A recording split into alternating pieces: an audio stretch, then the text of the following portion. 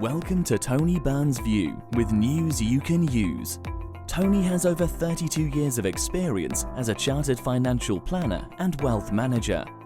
Tony's passion is to help you retire early and live the life of your dreams with no financial worries. Now to today's episode. How to predict the rise and fall of the stock market like a professional. In a previous blog of mine, I explained the importance of the Fibonacci sequence, named after the famous Italian mathematician of the same name. Fibonacci introduced the Hindu system of writing numbers in Europe, 0, 1, 2, 3, 4, 5, etc., in place of Roman numerals. However, what he really achieved fame for was the Fibonacci sequence of numbers. The way it works is that each number is made up of the sum of the two preceding numbers, meaning that the sequence of the first 10 numbers is 1, 1, 2, 3, 5, 8, 13, 21, 34, 55. This seemingly insignificant series of numbers is in fact enormously important. Its creation contributes to Fibonacci being considered as the most talented mathematician of the Middle Ages. The reason why the Fibonacci number sequence is so important is because it shows patterns in all aspects of life, especially in stock markets and in nature. The Fibonacci sequence is significant because of the golden ratio of 1.618, or its inverse 0.618. In the Fibonacci sequence, any given number is approximately 1.618 times the preceding number, ignoring the first few numbers of the sequence. Each number is also 0.618 of the number to the right of it, ignoring the first few numbers of the sequence. The golden ratio is ubiquitous in nature, where it describes everything from the number of petals on a flower, the arrangement of leaves on a stem, to the design of a peacock's feathers.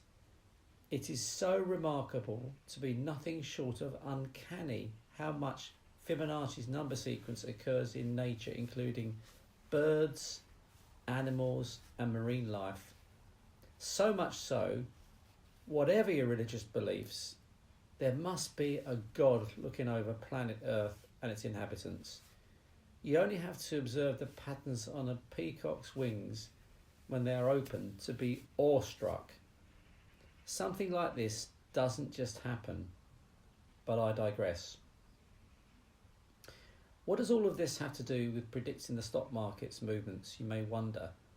Well, it's because Fibonacci numbers play an important role in forecasting and measuring the stock market's rises and falls, because, as in nature, the rises and falls of stock markets have consistent patterns too.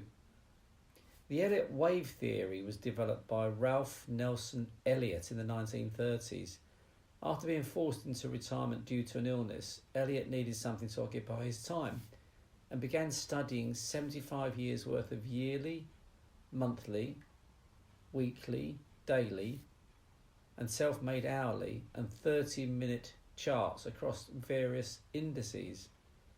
The theory gained notoriety in 1935 when Elliott made an uncanny prediction of stock market bottom, and has since become a staple for thousands of portfolio managers, traders and private investors. R.N. Elliott describes specific rules governing how to identify, predict and capitalise on these wave patterns. These books, articles and letters are covered in R.N. Elliott's Masterworks, published in 1994. R.N. Elliott was careful to note that these patterns do not provide any kind of certainty about future price movement, but rather serve in helping to order the probabilities for future market action. Elliott waves basically consist of 5 upward waves and 3 downward waves. Numbers from the Fibonacci sequence surface repeatedly in Elliott wave structures. Elliott developed his market model before he realised that it actually reflects the Fibonacci sequence. Before you get too excited about your uncanny newfound skills in predicting the rise and fall of the stock market, I have a confession to make. I chose the title of this podcast purely to get your interest.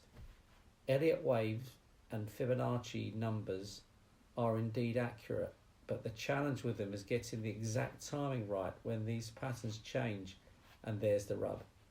R.N. Elliott's own comments that these patterns do not give certainty about future price movements, but instead helping calculating the probability of them, stands true today. Nonetheless, such predictions are fascinating and do have a role to play in managing portfolios today. Such strategies, along with many others, form part of wealth and tax management's investment process. We continually strive to improve our investment strategy for the benefit of our clients. You know it makes sense.